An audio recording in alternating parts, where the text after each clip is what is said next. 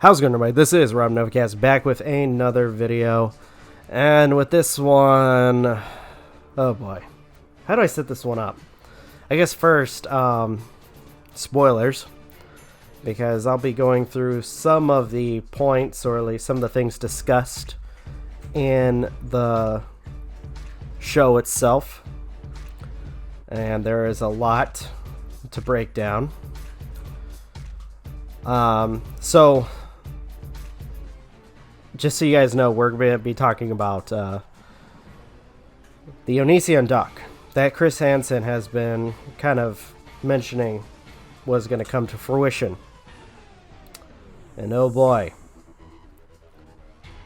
this was the documentary that a lot of people were kind of like on and off, like supporting. Whether some people were completely against it, the other side, you know, were all for it. I don't know. I think to an extent, I was kind of like in the latter, especially with a lot of the shit that Chris Hansen was pulling. But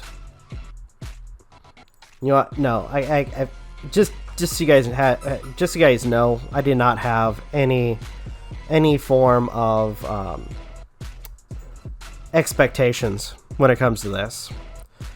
There was one thing that I heard that I heard was happening with this, and I honestly wanted to hear those testimonies from certain individuals. And in this documentary, we do get that. There's a lot of stuff that goes on. Made a lot of notes for this documentary. So with it, I'll be going kind of like through from beginning to end what they discuss. Try to give my thoughts on the matter. And like I said before, there is a lot, like quite a lot of stuff in this doc.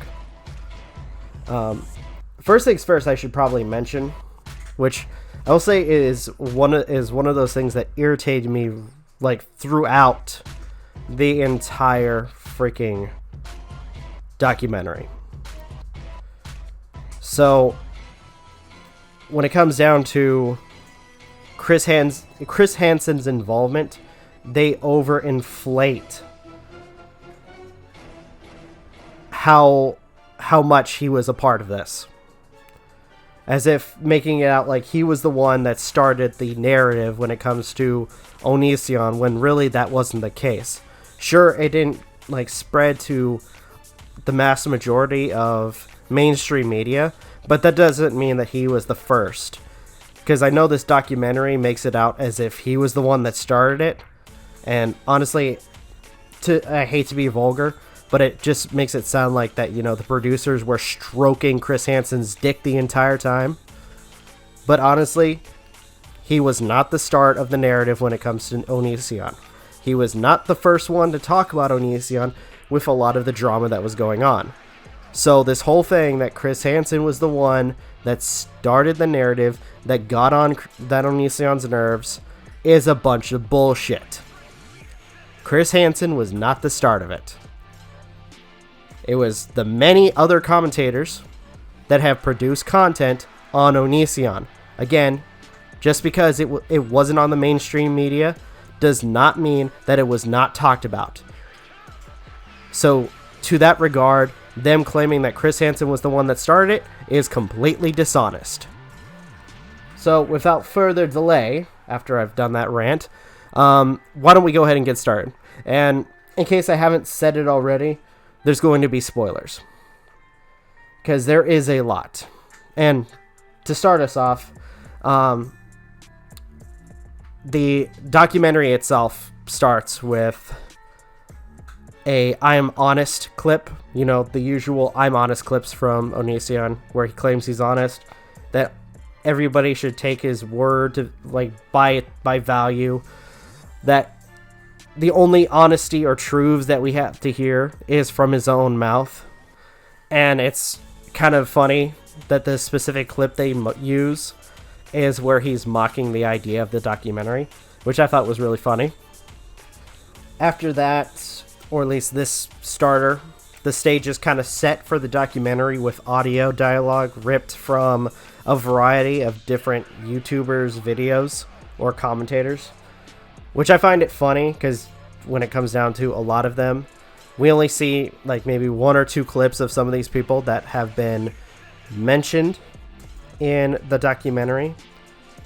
And I wouldn't be surprised if some of them didn't even give their consent for, Chris Hansen to use their content in the documentary itself. But, what's our consent compared to him making money off a documentary? I don't know. The first segment of the documentary is the testimony of Shiloh. She brings up the endless emails that ridiculed her, telling her to die. She then discusses her career as a singer, then goes on how she was introduced to Onision. She even brings up the fact that, or at least the age range between her and Greg, where she was, I guess, around 17 and Onision being 25. In the interview, she mentions that Onision, during interactions, checked on laws for where Shiloh lives and where he is, so that way there were no legal ramifications for having sexual intercourse with her. After that, we get a introduction to, I'm probably gonna botch this name, Stephen Aserch, who is a reporter. He discusses how he came across Onision, which was, I guess, a interview where Onision belittled him for even asking questions about, some of the things that were going on. They mentioned the possible origin of Onision's channel name, which I thought was weird. Which I guess, according to Onision, it's supposed to be composed of 2 words. Oni, supposedly meaning one, and Sion meaning divine community. I don't get that. I don't know what language that is, but I doubt that's what it is. I wouldn't be surprised if it's, from Onision's made-up language in his own made-up religion. After that, we get a quick segment with Edwin from Edwin Generations, where he gives his reason as to why Onision became popular, and that being a lot of people were related to, or could relate to, the outcast persona that Onision usually tries to push. In the doc, it mentions the collabs with Shane Dawson and brings up the fact that Onision imitated a lot of, or at least, let's say just imitated Shane Dawson's content as well as his characters, to the point where they were blatant copycats, or plagiarism for that matter, when it comes to the characters that Greg has created for his videos. After that, the documentary then describes how Onision got more exposure through people like, or at least the show Tosh.0, and the exposure for the I'm a Banana video, which, for those who know me, know that I believe that is probably one of the most probably the dumbest videos ever produced, and in no way I think that should have gotten any type of promotion at all. It's mindless and really stupid. But anywho, who cares about my opinion though? Whatever. In the doc, it also goes over Onision's first convention, though overinflates how big it was. Because in the documentary, it claims that it was like these big events, but in reality, it was actually like in a small kind of convention room, or to some extent, like in a basic convention room, I guess.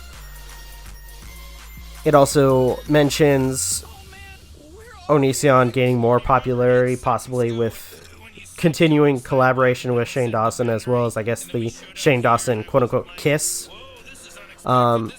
The doc also makes remarks that Chris Hansen is one of the people that started the Onision story. Which, by the way, if you guys were around to hear my rant near the beginning of this video, you know how I feel about that particular statement. In the doc, it also mentions the 911 call from Onision towards Chris Hansen when Chris Hansen tried to enter Onision's residence to have a conversation with him.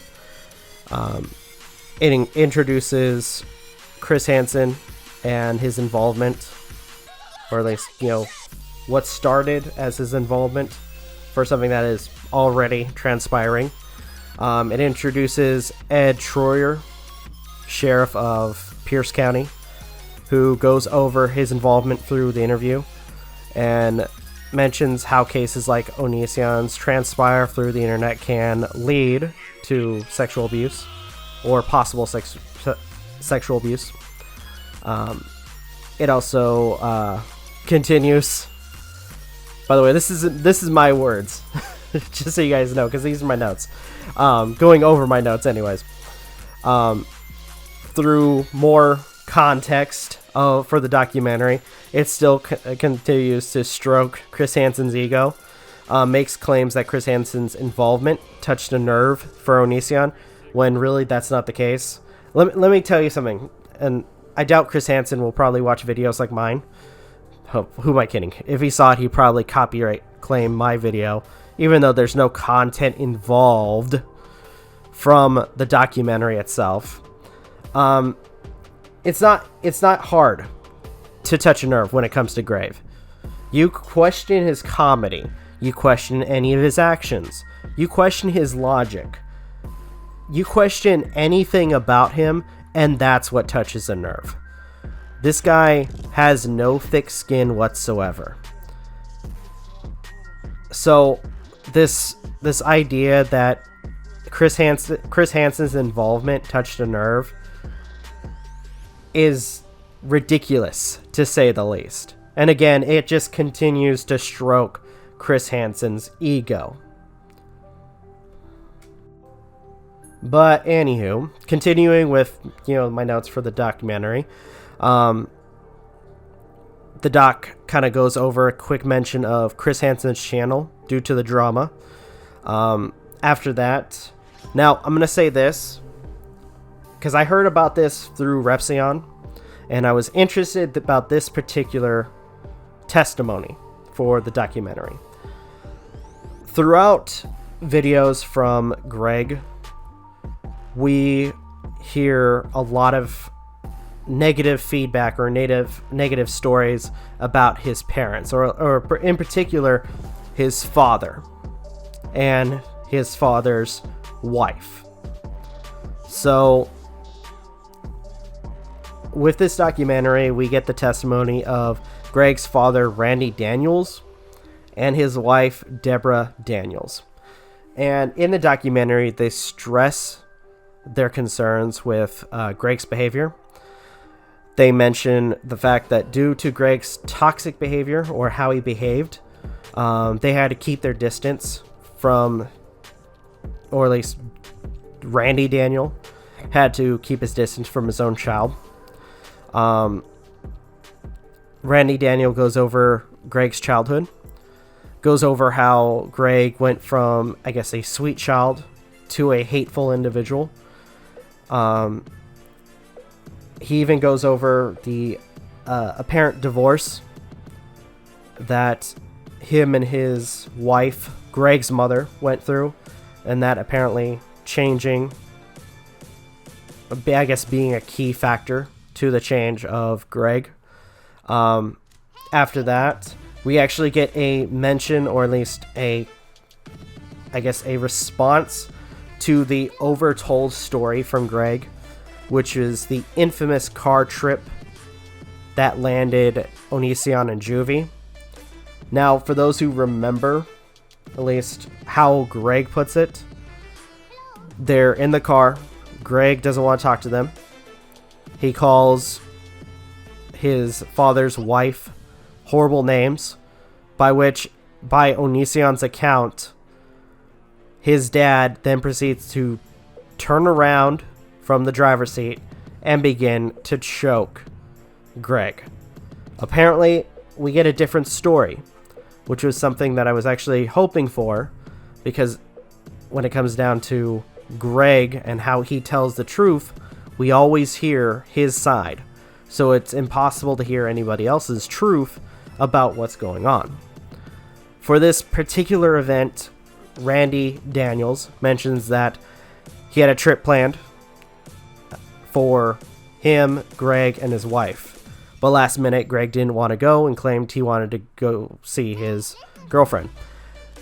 Randy remarks that she would be there when they return and take off for the trip.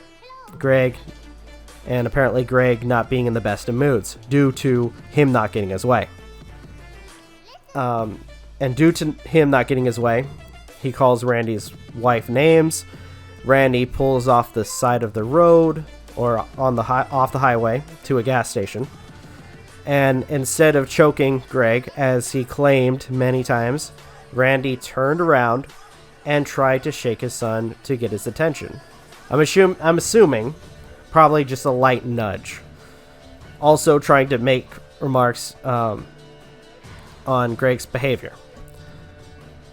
At this point, Greg then proceeds to kick his father, like he had told in his story. So both of those match up. Proceeding to kick his father, mostly in the chest. And then when police arrive at the scene, they take Greg to jail. Randy and Deborah Daniels also mentioned that in front of the judge that Greg made an accusation that his father was choking him during the conflict. And after this whole situation, Greg / Onision was sentenced to 2 years probation and mandatory counseling. So I gotta say, when it comes down to the situation with the father figure, Randy Daniels, one, that was something that I've always wanted to hear from, like, on his side, which is some of the things that Greg has said about him. And when it comes down to one of the other things that Greg has said about his father, we actually get a conclusion for that too, or answers for it. So I'm going to be happy when or at least to an extent, ecstatic to mention that to you guys. But we're not to that point yet. After that, they begin to talk about Greg's first wife, Sky.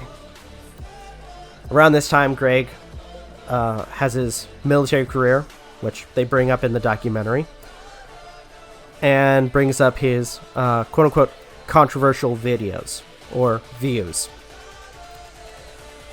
Around this segment, Shiloh comments on her relationship with Greg. I'm using, and by the way, in my notes, I use relationship in quotes. While he was still married to Sky, discusses how Greg pushed Sky away for Shiloh. The entire time while he's married, Greg is pursuing Shiloh. Greg prodding Shiloh with questions about her sexuality, apparently, during this whole entire time. While Greg wanted to fly Shiloh to see him, Shiloh's mother would not let it happen.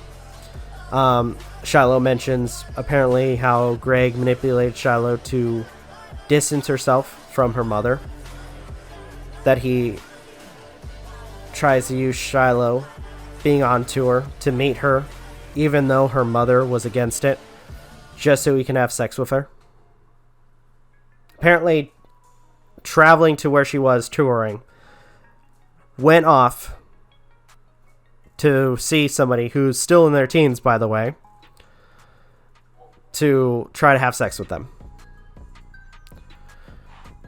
Shiloh then mentions that Greg made remarks like, "I can't wait to get you pregnant," which, I'm sorry, if I was in Shiloh's shoes, that would be a red flag. But then again, she also mentions that despite everything moving really quickly when it comes to the relationship, she did not want to make him upset. and mentions after the previous interactions, Greg then moves to Toronto, Canada with her. Now, as I said before, when it comes down to like some of the things that was just mentioned, like even after Shiloh's mother wanted Shiloh to have nothing to do with Greg, or at least to go fly off or see him, Greg, being, you know, the individual that can't take no for an answer, proceeded to, you know, find where Shiloh was on tour, to see her without the acknowledgement of her mother, to have sexual intercourse, which in of itself is creepy and would be a major red flag. I think for anybody, I think would probably agree anyway. In the documentary, it's discussed that when it comes down to Onision's fans, it mostly ranged between or close to mid to late teens.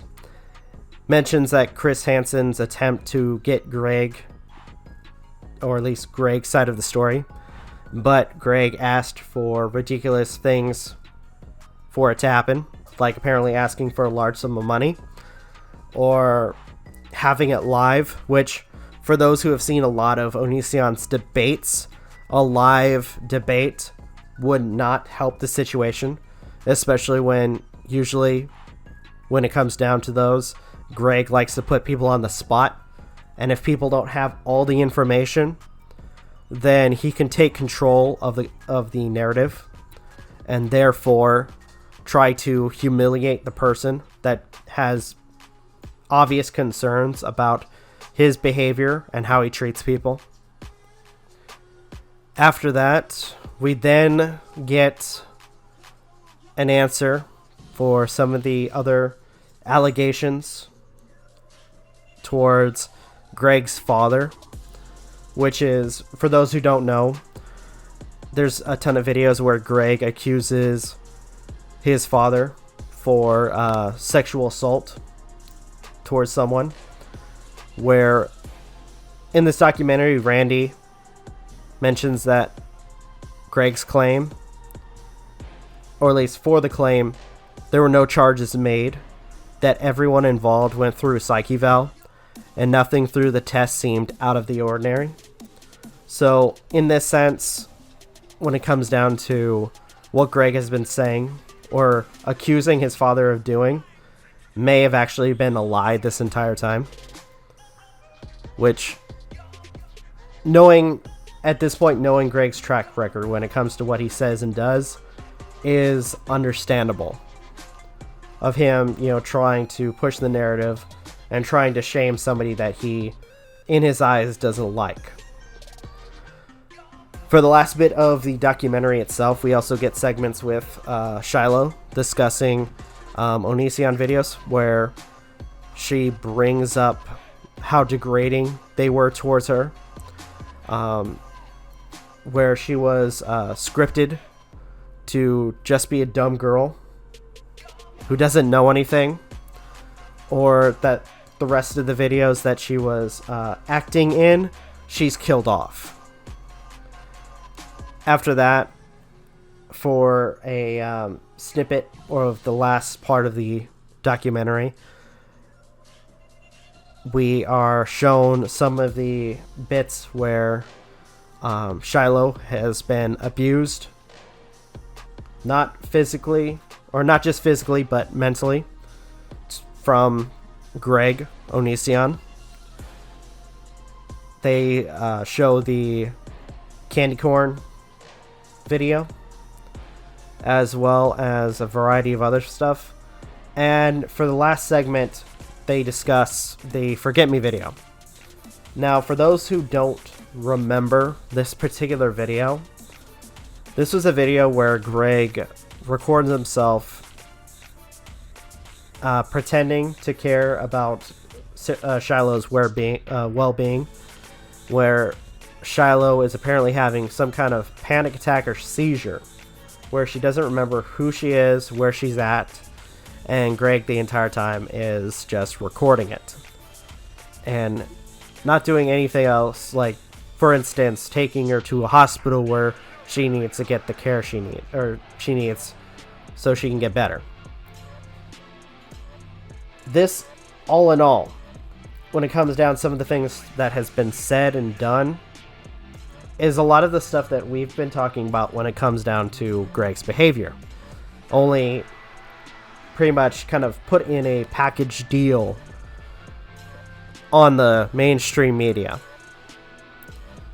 So, for the most part, no offense, because it seems like Chris Hansen and more likely the rest of the crew, the producers of Discovery, who probably put this together, probably put a lot of work into it, but a lot of the stuff, besides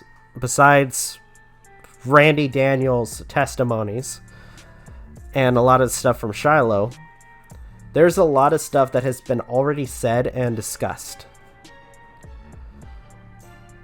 And a lot of it assumed because of Greg's behavior and his inability to tell the truth. So,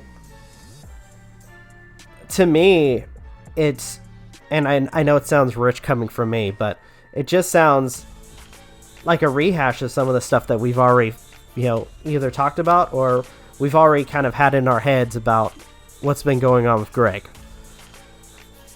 and the people around him. Only when it comes down to it, they're making you pay a streaming service to watch the content. So, I don't know. It's just, like I said, I have my own issues with this, especially with the lack of respect towards the content creators that actually started pushing this story. So, above all, if you guys want to watch it, go ahead. This was my quick, I guess I can't call it quick because it's about 30 minutes, but my quick kind of bullet points discussing the Onision doc from Chris Hansen. And if I may, there's one last thing I want to mention, and it's the fact with a previous statement I made with this particular video about it being rehashed, that, in order to watch the documentary, unfortunately, you have to, pay the $5 on the Disney Plus, or not Disney Plus, but Discovery Plus subscription. First off, especially since, when it comes to promotion, this was sent to several YouTubers or commentators that have done commentary work on Onision for free to do responses on the documentary. So here's my biggest question, because people thought, it's a business, they need to make money. If that's the case, then why do other production companies or studios have produced their work and made it free temporarily for viewership? Companies like Disney, to promote a show, for one instance, I hate to use this as a reference, but it's out there anyways. On YouTube, they had the first couple episodes in one 45-minute video for DuckTales on YouTube for free for people to watch. Sure, there were ads, but it was available. So, if anything, why not have that in particular episode, or at least the first episode, for free for anybody to watch, to promote the documentary? Or, if you don't mind me kind of questioning this whole thing, are they afraid that there may be some backlash due to, in some sense, the dishonesty of who started the whole thing when it comes to bringing up the narrative of Onision? So, I understand that when it comes down to Discovery, they want to try to make money. And I'm sure, when it comes down to the people involved, they also want to make money with their involvement. Though I'm hearing, in some cases, or at least some speculation anyway, when it comes down to the people involved, they aren't even getting paid to be a part of this. So, I'm sorry, this whole they need to make money argument is irrelevant, especially when people who are involved aren't even making a buck off of this for the time that they put into making this documentary. But I think all in all, that doesn't really matter, especially when it comes down to the integrity of it, or at least the idea of, once again, Chris Hansen being the pinnacle, or at least the quote-unquote person that started the trend of talking about Onision, is dishonest. It really is. So, I guess, if anything, my biggest argument overall, when it comes down to the integrity of the documentary, is the fact that you're making money on dishonesty, as well as the work from a variety of other creators that had talked about Onision before Chris Hansen ever got involved. So that's just my thoughts on this. I know some people will have their issues, or at least their thoughts on what I have to say.